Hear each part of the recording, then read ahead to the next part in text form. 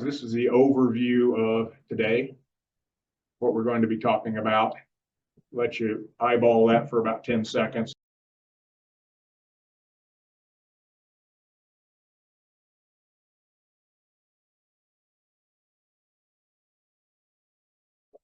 So what you see on the far right went to the Soviet Union, basically east of what was called the Curzon line after Lord Curzon, who had been involved from England, who had been involved in the peace talks after World War I. In exchange, Poland received the areas in yellow. So they got basically in the lower left, they got all of Silesia, except for the small part that was still in Czechoslovakia. They got a big chunk of historic Prussian Pomerania, which is at the upper part of the big yellow. And then they got the city of Gdansk or Danzig, which had been a free state, and they got the southern half of what had been East Prussia. The remaining part of East Prussia on the north side is now the enclave of Kaliningrad. And I've been reading recently, as an aside, that there is a very quiet but slowly growing independence movement in Kaliningrad. They want to be part of Europe, not part of Russia. They want to be the fourth Baltic state. Okay, this is a return to what we had in the first program. Why collect Poland? Those are kind of the reasons that I find, but the complexity, the intricacy, I seem to be drawn to countries that have a lot of, we'll say, eccentricities, varieties, errors, and they're not super expensive. That's why I'm a fan of classic Mexico, have a collection of that. Portuguese colonies have a collection of that, because they all share that common ground of being complex and inexpensive. The illustration there is just from later on. It's wanted to put something in there to add to the page, and that's a mid-1960s, actually souvenir sheet from Poland, and that will be shown at a later time.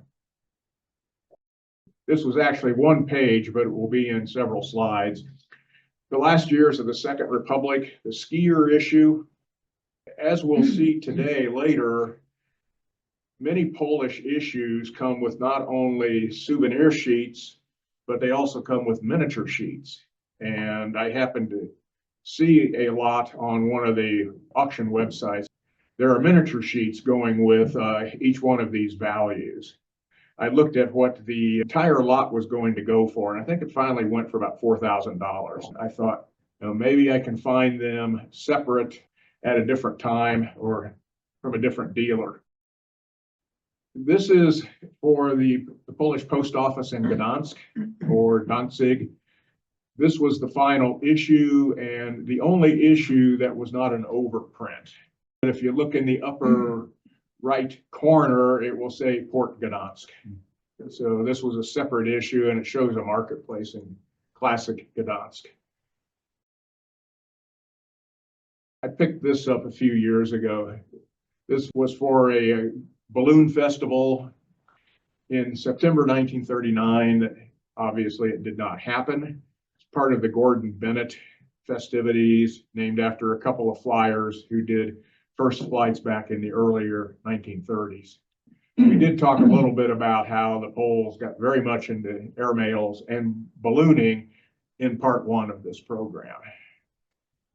Okay, Nazi occupation and the general government area.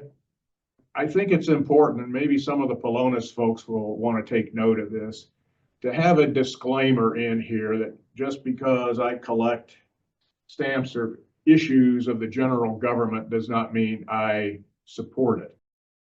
Picked up on this idea from the dealer in Pagosa Springs, Colorado, who runs both German postal history and Gothic stamps.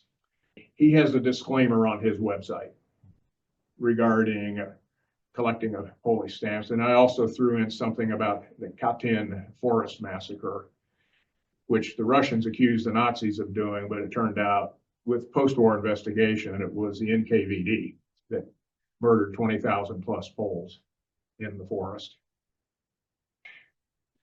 We'll take a a look at some of the issues coming out of the general government, avoiding very hard, not posting Hitler heads. I have enough of those at home.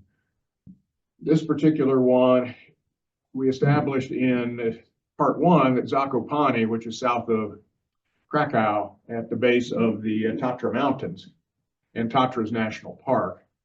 Big skiing area. It's year-round resort, and this continued somewhat under the Nazi occupation, this particular cover going from Zakopane back to Krakow. The general government was also noted for miniature sheets and of just regular issues. The actual stamp, I believe, is N73, and there's a note in Scott that it's issued in sheetlets of 8. So this is one of those. It shows the Wawel Castle in Krakow and some of the city environs. It looked back in the 1400s. This is an interesting postcard. I don't remember where I got this. It just kind of magically turned up, and then the bill was on my Visa. Is that a postcard or a cover? That is a postcard. What's interesting about this is it's mailed from Estonia, which is why you get the Eesti, E-E-S-T-I, Estonian. But of the 4 stamps, 3 of them are general government Poland, and then the other one of the Hitler heads is overprinted Ostland for Eastern land for Estonia. It's kind of a novelty, shall we say, but it actually went through the mails, and so that's what counts. I don't have a lot of material at this time from prisoner of war camps. Some of them, particularly this one, Neubrandenburg, there were a lot of officers there, and they actually issued stamps for the Germans looking the other way for internal postage as well as mail going to other camps and even outside of the camp. This particular one, Fisher has a catalog translating over to US dollars of a couple $100. Some of these are pretty uncommon. This one has a certificate by Stanley Cronenberg, who, as we noted in part one, historically was one of the key certifiers of Polish stamps here in the US. He was a nuclear physicist by trade, born in Poland in 1927, came to the US after World War II, and then passed away, I think, rather prematurely in the year 2000. But he's left quite a legacy, both his collections that are on the Polonus website, as well as his expertise in knowing what's fake and what isn't. And we've got another Cronenberg certificate for material a little bit later. Okay, this is a Copernicus sheetlet of 10, and this one also has a variety. The variety I have not seen, but one of the Polonus experts on the show might know more about it. You can see there's a line right here, and I think in the variety, which is pretty uncommon, the variety can be visible through that ball in the center, I think. I'd have to go back into Fisher and use my fabulous knowledge of Polish, education of Polish and English, and figure it out. This also comes, I think, in imperf. It's an example, even though it's Nazi occupation, it's an example that you'll find these complexities throughout Polish philately, regardless of who the issuing entity is, whether it's a republic, whether it's the Nazis or the government in exile. Okay, this is a sheetlet with Krakow Castle. It looks similar to the picture of the Krakow Castle that we saw earlier, but it's not. This again comes in both perf and imperf. One of the ways you can determine that the Germans finally realized they were losing the war is when you look closely at the stamps, they started, instead of just Deutsches Reich, they started saying Großes Deutsches Reich. And that started in about 1940, mid to late 1943, and through the rest of the occupation. Now, just some miscellaneous general government. Remember I said in part one that I like not only collecting the mint stamps, whether they're hinged or never hinged, I don't really care. I don't really collect gum, shall we say, so if they're light hinge, I'm fine. I also, because of the cancels, I also collect used. In some ways, I almost have a companion collection when I look at the various, a couple of big boxes and a dozen binders that have my Polish stamps at home. It's an accumulation. It's not really organized that way.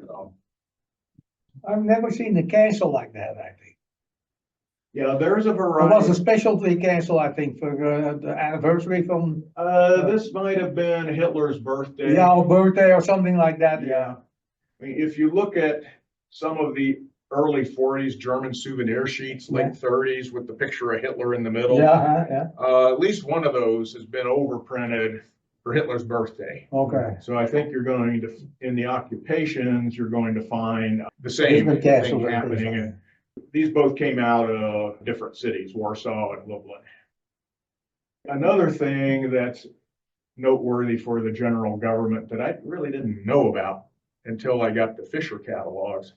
A lot of these early issues are imperfs.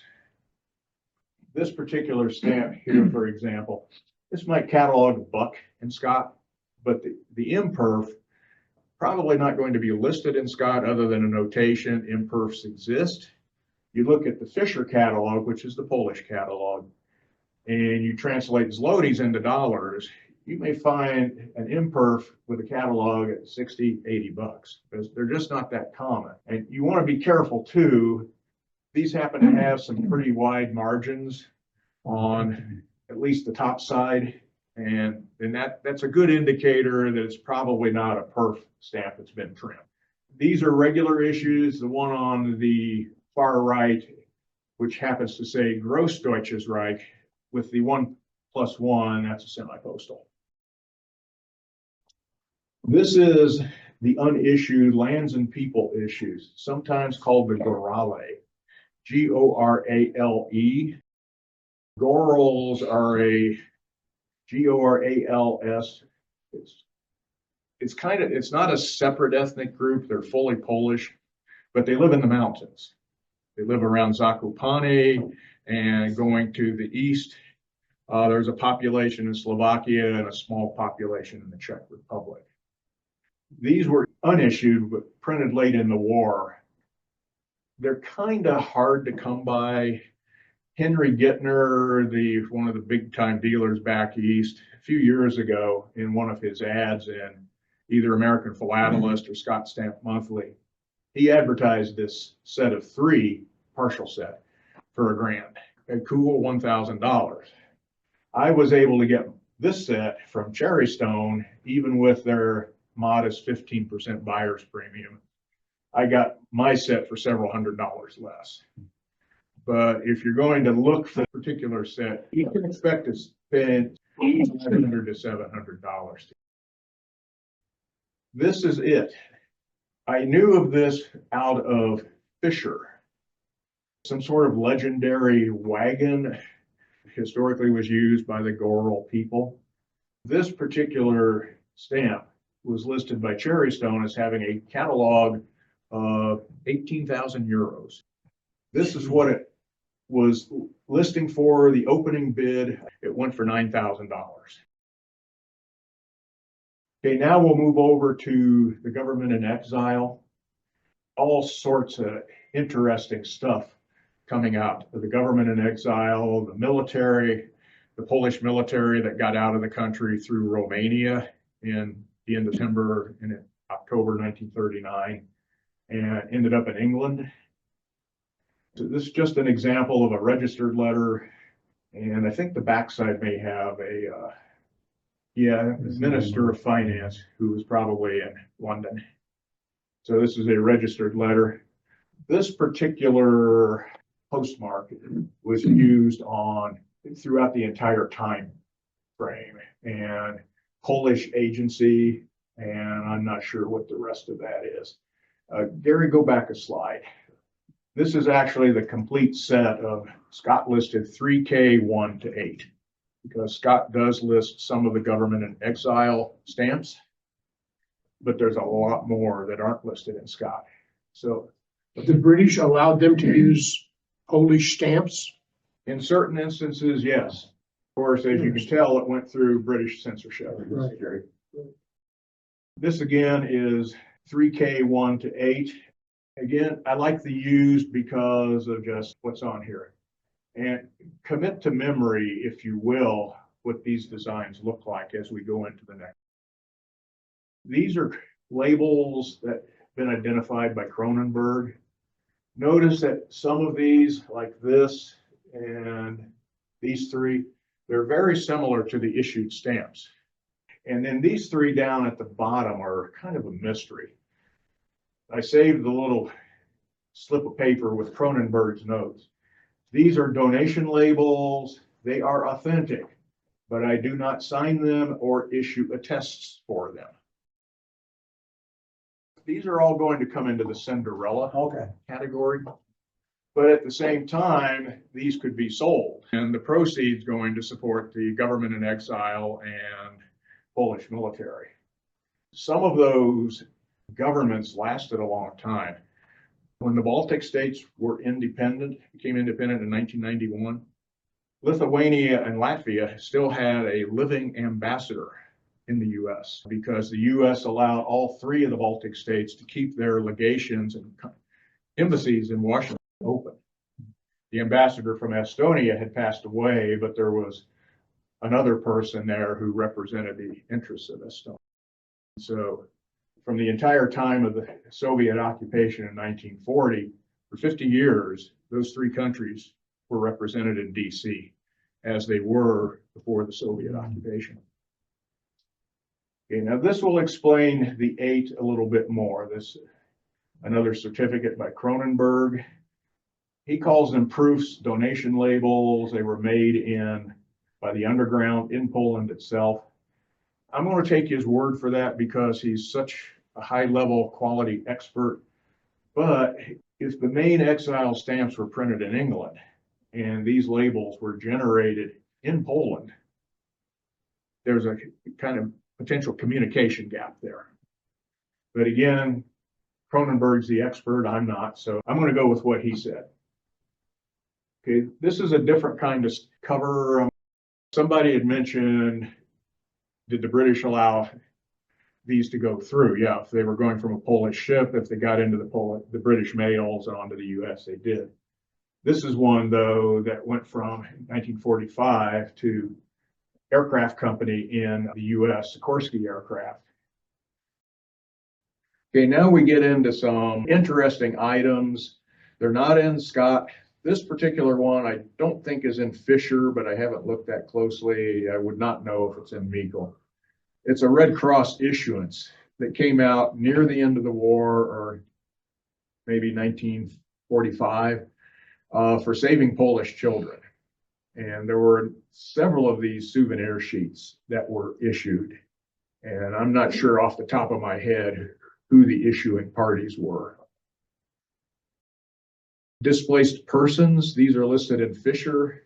You will see them pop up occasionally in auction lots. Also, I think Cherry Stone in their online store had a couple of these up for sale.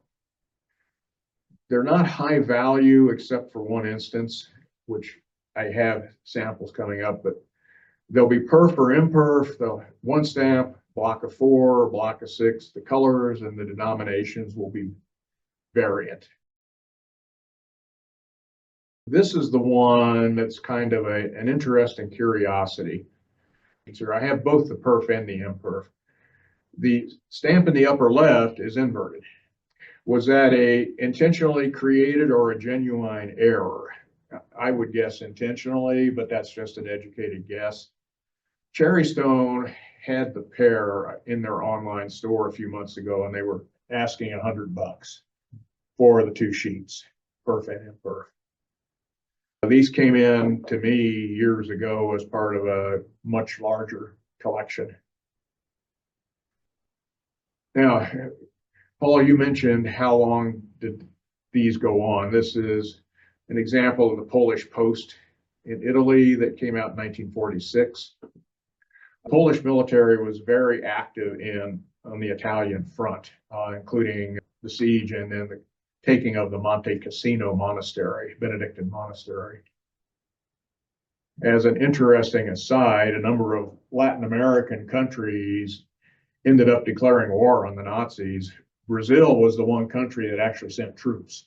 And so they had about 10,000 man division in Italy. And that's something else if you're into Brazilian stamps, looking for covers coming from the Brazilian Expeditionary Force and going back to Brazil or going to Portugal or wherever. This is another one from 1947 with a Polish coat of arms, British stamps, and I had to test my memory, but I believe this gentleman and his son, who was also a philatelic agent, just passed away in the last year. But he was an agent who would represent people at auctions for a small commission. Polish Post in Italy, there were 3 semi-postal souvenir sheets created. Again, not listed in Scott. Okay, what we're going to do now is get into some selected views of the post-war. This is a particular cover, went from Poland to France. It's a little hard to make out. There were issues for the acquisition of Gdansk or Danzig, rebuilding of Krakow, which thankfully was not heavily bombed during the war. And then some general stamps for rebuilding Warsaw with all sorts of interesting varieties. And we'll see some of these a little more close up. Liberated cities issues.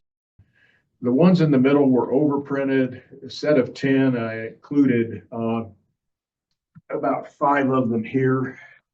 The dates that are on these stamps was the date of liberation of the city, primarily by the Russians. And remember what we said in the first part, when you're dealing with surcharges and overprints, that's when the fun started. Pretty well placed name change, what happened to Krakow.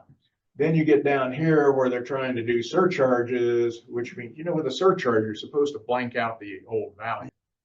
This one, not so successful. Oops, it didn't quite work here. I was able, in one of the collections I bought in recent years, to come up with some proofs. Now, my guru for exhibiting and writing is Dr. John Cross in California, longtime editor of Portu Info, the journal of the ISPP, Portuguese Philatelic. He tells me that they're considered fluff by some judges if you have them in an exhibit, and you should put them near the end. So, can't see the page number, but these are near the end of the program. Kind of taking his advice. And I decided just to throw in an actual stamp. You'll find color variations on these. Notice the rough perfs. These were probably cheaply done, different papers, but again, there wasn't a whole lot of money with the Polish government right after World War II. And this would have been the communist government. Some additional proofs on that. An interesting double impression here. You have to kind of look at it closely to see it. Different papers and colors. And then they decided, well, let's have a perforated proof. We kind of goofed here. And this is the Danzig issue. One particular stamp on here, on cover, going to Chicago. Interesting thing is, in the immediate post-war period, you see, and even before, there's a lot of correspondence going to Chicago. Of course, Chicago has, at the time, had the biggest Polish population, second only to Warsaw. There were more Poles living in Chicago than Krakow, for example, or some of the other cities. And then, of course, you have Poles in Milwaukee, Indianapolis, my great-grandfather, and New York City and other towns. And again, taking a look at some proofs, different colors, and types of paper. This is an interesting one, the last stand at Westerplatte, which was basically the employees of the Polish post office. The Poles had smuggled in guns, but it was pretty one-sided. If you notice what's firing on them over here, you can see it more clear there. That's one of these two old battleships that was left along with the Prince Eugene, which was the consort of the Bismarck. They ended up at, I know the Prince Eugene did, they ended up at the Bikini Atoll nuclear test in 1946 to see what would be the impact on naval ships. And then this one it went through the printing process, some creases. The pair that you see over here on the left, these could be a little pricey in Fisher. And I have a single there. I put an actual used copy of it, and it is a semi-postal. Ruins of Warsaw, Liberation of Warsaw, several different values here, showing parts of the city and what was left.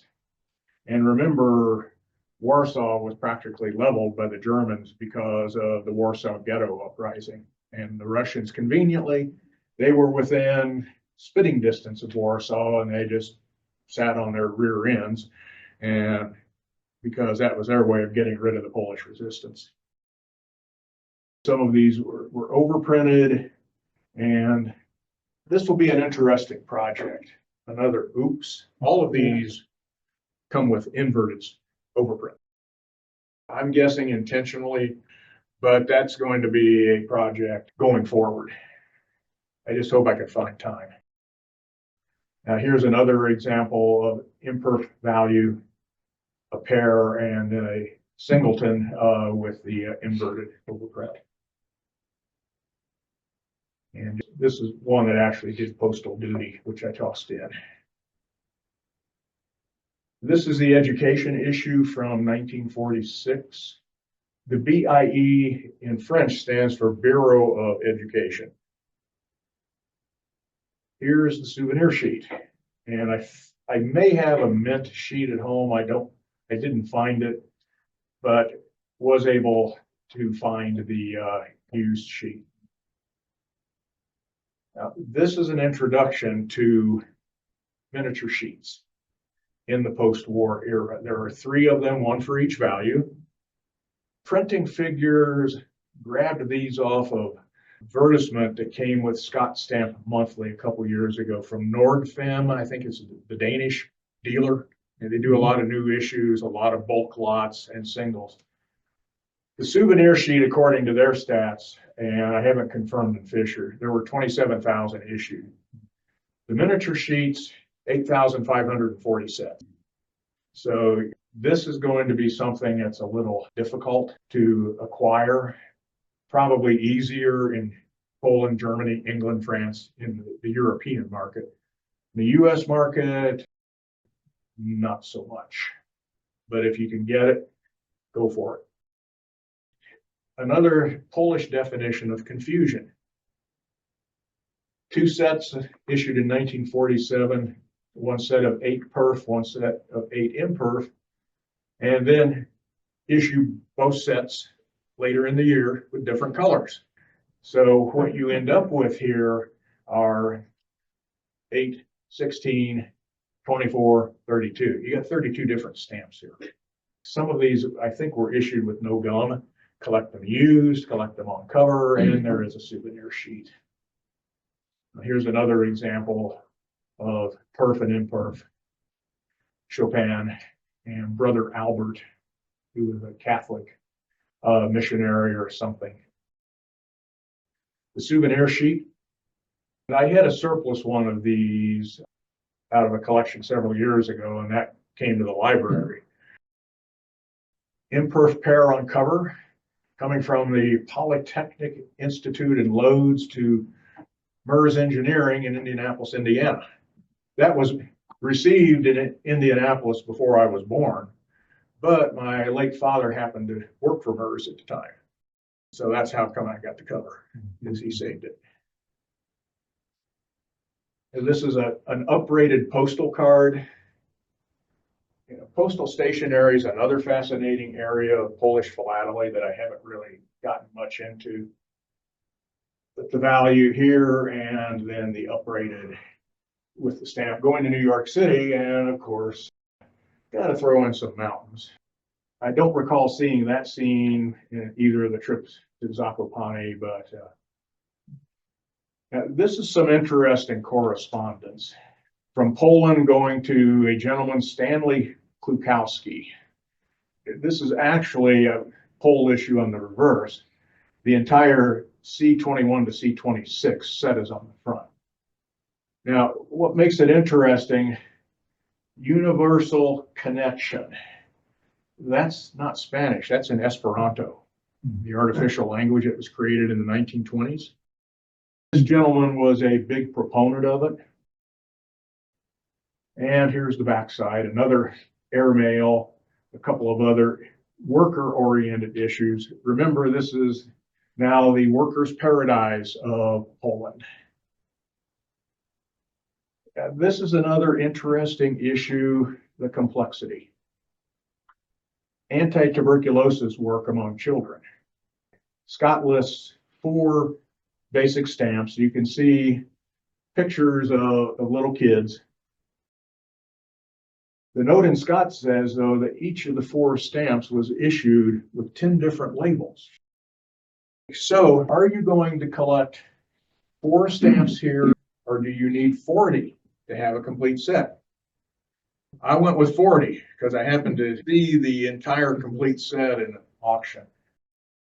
If you look here, 10, 10, 10, 10. And they're all used. Some of the cancels are legible, circular date stamps. So my best guess is that it would be difficult, at least in the US, to assemble all 40 of them, because you have a couple of dealers like Lubelski in Ohio, and the guy out in Pagosa Springs here, he carries some Polish material. And there may be a couple of other dealers I'm not aware of. I'm thinking that I may go to Chicago Pex this year, never been, see what I can find there. But again, if you want to collect all 40, good luck. I was fortunate to get them all in one lot without having to buy 15 collections for anywhere from $500 to $3,000 looking for them. If you remember back to part 1 with the issues in 1919 to 20 with the imperf and the perf issues, the higher values had the guy on the horse.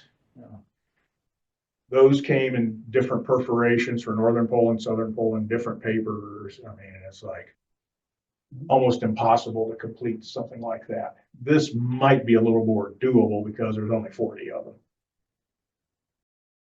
This is where we're starting to wind down here a little bit. This is I call it the Warriors issue, but you have FDR, you have Pulaski and Kosciuszko or Kosciuszko. Kosciuszko is the individual who was an engineer. He designed the fortifications at West Point, the U.S. Army's military academy. And the reason his name is there are different pronunciations, both Polish, because the high mountain in Australia, all of 7,550 feet, is named for him, Kosciuszko. Now that's continental Australia because those 2 islands that are inhabited by penguins, Heard Island in particular has an active volcano on it. And somehow the administration in DC assessed a 10% tariff on those 2 islands. This is the start of some pairs with labels that I have. And colors may change on these sometimes. And because you've got the pairs with labels, you know what that means? Miniature sheet. I saw a set of miniature sheets at auction where I think they probably ended up going for about $1,500. The spirit is willing, but the wallet is weak. This is where we're going to start the wrap up. This is the souvenir sheet again. Notice Grosy. The currency revaluation in 1950.